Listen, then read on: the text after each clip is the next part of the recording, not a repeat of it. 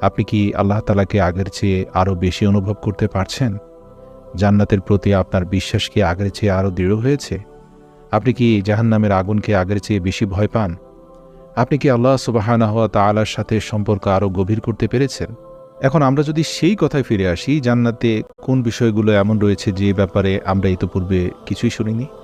আল্লাহ তাআলা যেগুলোর ব্যাপারে আমাদেরকে কিছুই জানাননি, ঠিক যেমন জান্নাতের এমন অনেক স্তর আছে যেগুলোর ব্যাপারে আমাদেরকে জানতে হবে, এবং আল্লাহ সুবহানাহু ওয়া তাআলা জান্নাতের অল্প কয়েকটি স্তরের নাম কেবল আমাদেরকে জানিয়েছেন।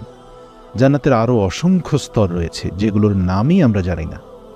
একইভাবে আল্লাহ তাআলার অসংখ্য গুণবাচক নাম রয়েছে যার মধ্য হতে অল্প কিছু নাম আমরা জানতে পারি, এবং হাদিসে আছে আল্লাহ তাআলার ৯৯টি গুণবাচক নামের কথা এই পৃথিবীতে প্রকাশিত হয়েছে। কিন্তু এছাড়াও আল্লাহ তাআলার অগণিত গুণবাচক নাম রয়েছে যেগুলো আমরা জানি না। তাই আমরা জান্নাতে আল্লাহ তাআলার সম্পর্কে এমন কিছু জানতে